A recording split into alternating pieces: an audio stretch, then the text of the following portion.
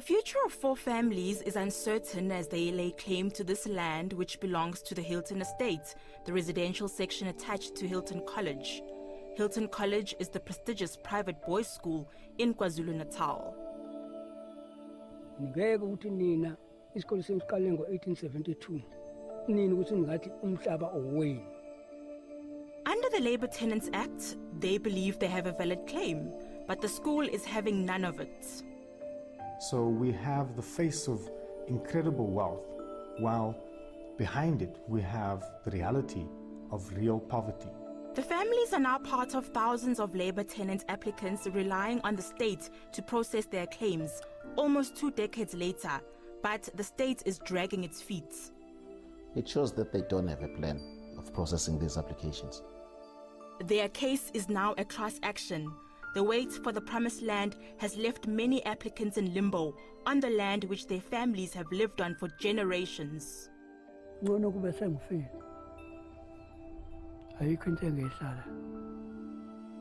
This week, Special Assignment unpacks the history of Labour tenancy in our country and how for thousands of Labour tenant applicants, there is still no end in sight.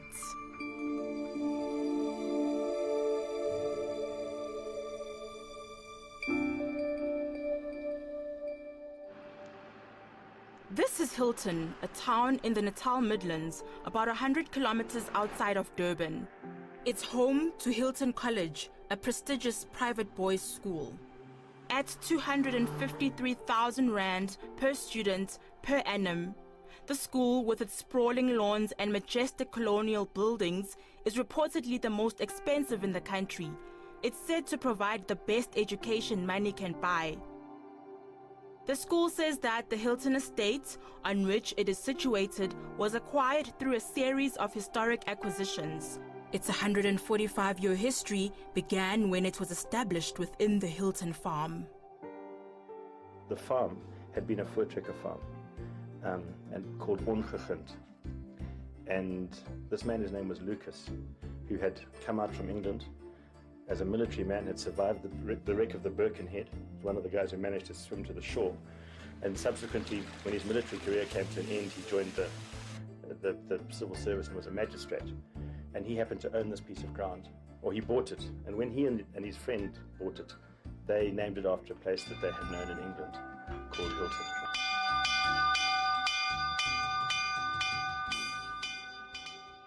But alongside this opulence, hidden behind the school, lives a poverty-stricken community. We traveled to Hilton College to meet 4 families who are embroiled in a David and Goliath battle with the school for the land. This is Ubabu Mwelase. His sickly elderly brother is one of the 4 applicants. Mwelase takes us to visit the graves of their loved ones on land that's been a long-standing bone of contention. Umhlaba wethu lona sifuna umhlaba yethu siyithole umhlaba yethu lana lakwadabela khona omkhulu nokhokho. To get access to visit the sacred site, he had to get written permission first from Hilton College. This because the entire area is owned by the Hiltonian Society. Without it, he won't be allowed in. In fact, on the very place where Mwelase stands is the Hilton College Game Reserve, with wildlife spread over hectares of land. According to him, more than 100 graves of families, including his family, lie here. But with animals roaming freely and the dense bushes, the graves have become almost impossible to identify. These families once owned the land here.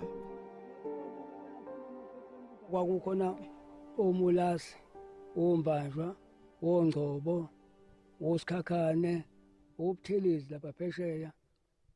Bonke belana lezi ibongo nje esinazo zonke nabakodlamini abanye ngenhla ngala sasisonke nabo lana. Yamanje silwa nje sithi sifuna lo mhlaba ubuyiswe kuthina. Ngoba adosiza silima, sitshala. For residents like Ubabumwe, Hilton, it's a reminder of the land on which they have lived but have now lost. Lana kade kungakhona iTon College kaNozekela. Umlungu wafica ukhokho wethu lana. Mafica ukhokho wethu, wathi ukhokho wethu etshela ukhokho wethu wathi ngifunela abantu bazosebenza la ngaphakathi. According to him, when Hilton College was established on the Hilton Farm in 1872, his parents and grandparents formed part of the workforce on the farm. Some of the workers then ended up working at the college. The understanding was that the black workers who had lived on the farm before it was acquired by those who established Hilton College would work for free in exchange for living space, the right to graze, and have cattle. Both parties, the college and the families, operated under this arrangement. These families remained on the land for many generations. When the 1913 Native Land Act was introduced, it prohibited the ownership of land by blacks. As a result, black South Africans on farms were faced with two options: absolute dispossession or labor tenancy, which meant they could stay on the farm if they agreed to work for free. The school's approach was to allow the families to remain on the land in exchange for their labor. Ngeke ukuthi nina isikole sesiqale ngo-1872 nini ukuthi ningathi umhlaba owenu nibe umlungu efica ukhokho wethu lapho ungekho zindlu eziningi la. Now, under the Labor Tenants Act, the four applicants, Begindlela Mwelase, Mdeni Sikhakhane, Xegwana Mwelase, and Ndoda Mngoma, believe they can successfully claim ownership of the land. A labor tenant is someone who works on a farm in exchange for the right to live on that farm and use it for residential grazing and cropping. The act was signed by the late President Nelson Mandela in 1996 and is supposed to address the injustices of the past by giving labor tenants ownership of the small portion of land they live on. Ubaba Mdeni Sikhakhane is also one of the four applicants. He is now blind, can barely get around. He says for decades he's worked at the school. Yabona nje ngikukhele khona. Asenza amapitsom, kasebenza emahhovisi. Kwayimina ngicleana onke amahhovisi lawo ala ekhaya. Kize ngikukhele kuona amahhovisi. Ngithatha iposi, ngifakele iposi yonke indawo la phezulu. Angithi. The deadline for the lodging of labor tenant claims was March 2001, and about 19,000 labor tenants had applied for land ownership. But the Department of Rural Development and Land Reform lost most of the 19,000 claims that were submitted on time. The four applicants eventually approached the Association for Rural Advancement, or AFRA, a KwaZulu-Natal land NGO, for help. AFRA then wrote to the department to ask it to send the claims to the Land Claims Courts. The department failed. That's when AFRA approached the Legal Resources Center to assist the claimants. We decided to use this case in order to benefit other labor tenants, because in South Africa we know very well that there are about 19,000 labor tenants who made similar applications, and their applications were not processed by the Director General, and some of them were lost by the department. They are nowhere to be found. So we decided to use this case to bring this case as class action in order to benefit other labor tenants who made applications. The Legal Resources Center approached the Land Claims Court to compel the department to explain how it intended to process the claims. They failed to provide us with the records. As a result of that, we took a decision saying that we need someone to be appointed, someone who's going to be reporting to court and who's going to work with the department. So we call that person a special master. In a landmark ruling in December 2016, the Land Claims Court instructed the Rural Development and Land Reform Minister to appoint a special master to oversee the labor tenants' claims process. The court set a deadline of 31 March 2017 for the appointment of the master. Surprisingly, the minister is challenging this. Unfortunately, the department does not want a special master. So it appealed against that decision of the judge. So the matter is, as we speak, is at the Supreme Court of Appeal.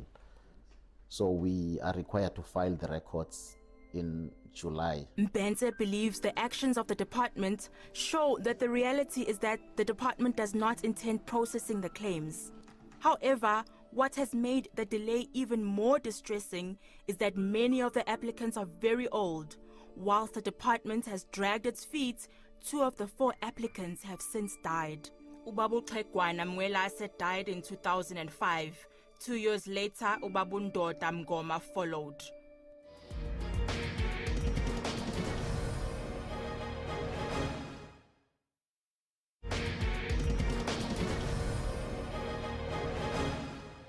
Four families are currently laying claim to this land, which belongs to the Hilton Estate, the residential section attached to the exclusive Hilton College. Ubabu Begindlela Mwelase is one of the 4 applicants, and he's the older brother to Ubabu Tanda Mwelase, whom we met earlier. Into esilo nabo neyitho ngisithi asindawo sihlekile. Asebenza la saqeda iminyaka sethola impesheni. Ingekho nje isihluphayo manje hayi banathi shaka. The Hilton Society believes the applicants don't have a valid claim. They argue that they were paid, thus making them farm workers and not labor tenants. Ubabu Skakane doesn't dispute that he was paid, but it was a minuscule amount. Oh, sasihola leyo madlala phoze leshumbu esisikhathi. Yeah. Kwaze kwaya phoze leshumbu kwaze kwaya phoze lofakolweni kwaye phoze lesihlalo. Lesihlalo hayo kuya kancane kancane. Ayikho imali sasihola phela. Sasingahole lutho. We have many rich South Africans sending their children to be educated at the college. And at the back of this college are this community of labor tenants and farm dwellers who live in conditions of real poverty. So we have the face of incredible wealth, while behind it we have the reality of real poverty. Glenn Farad, AFRA's program manager, says Hilton's argument that the applicants are not labor tenants is problematic.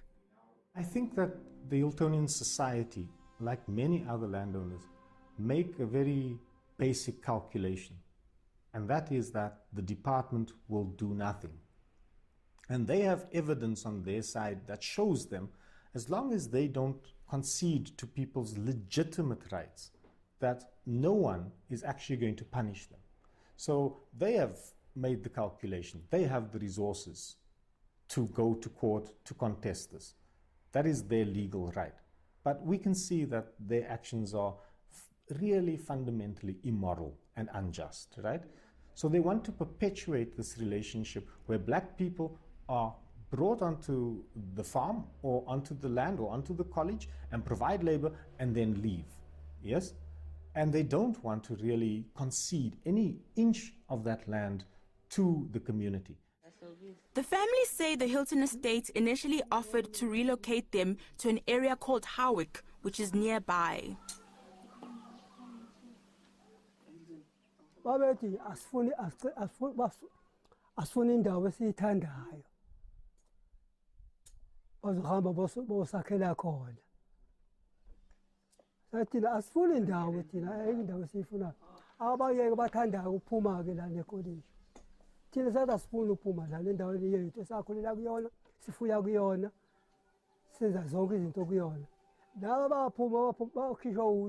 Another concern is the closure of the Hilton Intermediate School on the estate. Residents say the school, which educated the children of the workers living there, left their children stranded, and they had to find schools far away from their homes.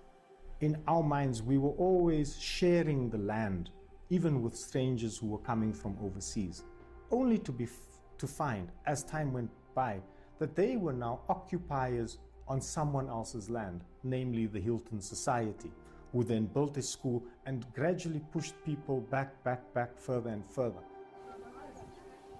What's most distressing is that in a democratic country, the families are barred from owning too much livestock.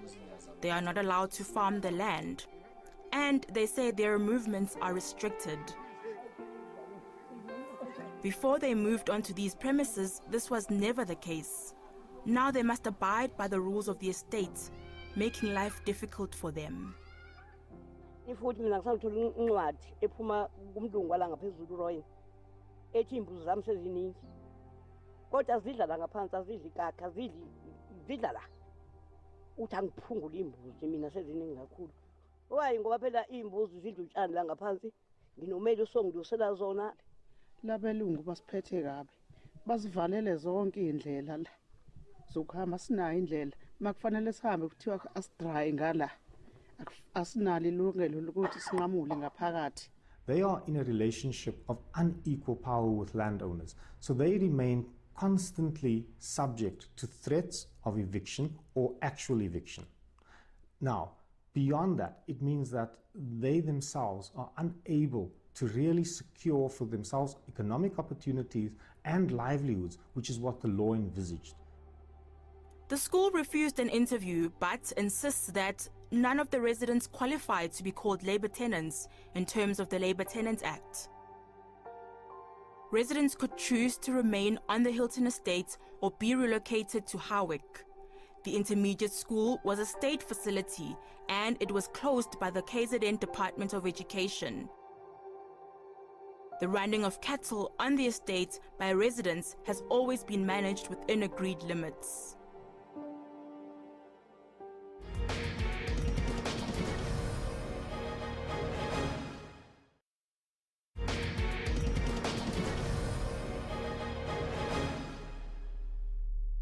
Labour tenancy applications are an important aspect of land reform in South Africa. In May, the Minister of Rural Development and Land Reform, Gugile Nkwinti, delivered his department's budget to the National Assembly. He said that his department lacks the research capacity to effect land claims. We still needed to conduct an audit in terms of land ownership by race, gender, and nationality. We have just concluded the latter process. That is now phase 2. However, there are still huge challenges because of gaps as a result of the absence of information in respect of institutions, such as trusts, private and public organizations and companies, as well as sectional title holdings. The source of this enduring challenge is important. The Department of Rural Development and Land Reform said no one was available for an interview to discuss the status of labour tenant applications. Some, like Ubabuza Balaza Mshengu, have been declared rightful labour tenants, but the delay in officiating the land ownership is taking its toll on their lives. At 103 years old, he lives on a farm in Ashburton in Pietermaritzburg, not far from the Hilton families. We met him on a stressful day. The hut he uses as his kitchen and eating area had collapsed, and he took us around to show us the damage. Kungiphethe kabi ngoba indawo yokuhlala na ngoba uyabona bangangisusa la ayikho into engayenza ngifuna indawo yami engizohlalela khona engathi uhlutshwa umuntu. Mshengu's father provided labor to the previous white farm owner many years ago in return for the right to live on the farm, as well as to grow some of his own crops and graze his livestock there. Mshengu then took over from his father as a laborer, and in 2007 he was declared a labor tenant. But to date, Mshengu still doesn't have the title deed for the 5 hectares he's entitled to.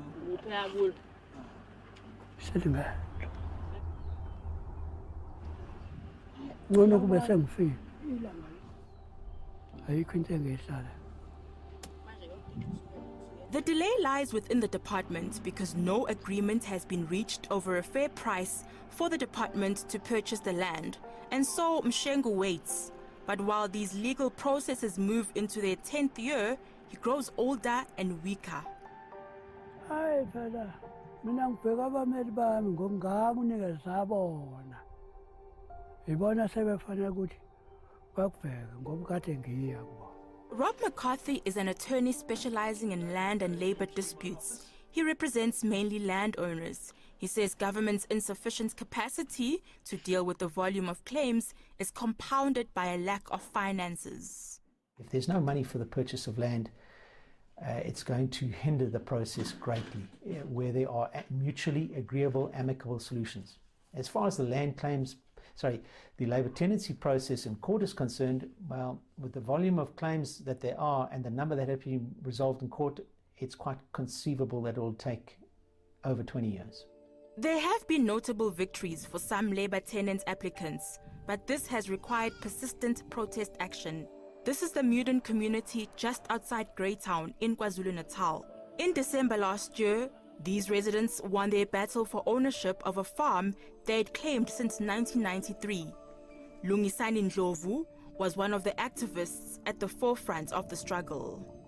Cishe ukusola ngo-93 ngesikhathi lomlungu lowakuthiwa uHillman walidayisela inkampani lekuthiwa iMarina Beach. So ithe meyilithenga yasithi yona nje ayifuna umuntu la. Kwaqala lezo gigaba-ke. The community waged a struggle, forcing government to acquire the land on their behalf. At the heart of the problem was a dispute over basic service delivery. The residents say the landowner denied them access to electricity and water to motivate the department to agree on a settlement quicker. He blocked the municipality from bringing services to the area. In protest, the residents took to the streets, blocked the provincial road, even got arrested. Salala sasabuya ngakusasa ngoba saphuma ngolesihlanu ekseni saphuma sonke mesithi siyaphuma athi amaphoyisa awusekuvaliwe futhi yilapho kwaqala khona ke kwale kuvala umgwaqo belebeza ke laba bomnyango bezokhuluma ukuthi hayibo ikuphi esingakwenza sisho thina cha inkinga yethi le ukuthi ama services awangeni inkinga ukuthi umlungu uthi kuseplazini so sinqenqa ukuthi department ilithenge phela. Although they are still awaiting title deeds, the residents admit it's been a worthwhile fight. Ngoba hlupheke kakhulu baningi nabangasekho akade babeshikashikeka abangakaze besalithola ithuba lokuthi umhlaba utholakale besekhona besabona. At the same time, the victory has been bittersweet. The community is still awaiting basic services. Kodwa ke siyabonga ngoba Nkosi yami sebesitshela ke abasiphethe ukuthi sitholile sikwinile siyabonga kodwa manje asikalwini phela lokho okwenele ngoba asikakuthola ugesi asikamtholi imixhaso. Ngicela nje nabanye bekhuthala ukuthi benangelilanga noma kuthiwa baxoshwa bengakuzama ukuthi behambe nje bengazange beshiye omkhulu babo bengazange bexhumane neminye iminyango ikwazi ukuthi bakhuthaze kuze kube lesikhathi sisona manje. Asikhulumi ngejalidi yabo nje wasila kaNdlovu ukuthi sikhuluma ngale ndawo sikhuluma ngawonke lo 500 hectares ola eMarina Beach ukuthi sungowethu ithina sesinezi la uma ukuthi khona umuntu ofuna ukuyokwakha lapha entabeni indlela idlula la kuthina nokuthi kuNdlovu idlula la kuthina emphakathini ukuthi cha nangu Mr Sorenso ofisa uzokwakha la ithina sesinelungelo ukuthi ungakha lapha noma ungakhi ithina sesinelungelo ukuthi kuyo yonke le ndawo ade ngisho le enomkhiqizo sifuna ukuthi senze ini. The Muden community took to the streets fighting for their land. But for labor tenant applicants like those at Hilton College, the struggle continues. They don't have the physical strength to mount an opposition against the powerful school that houses the children of the elite.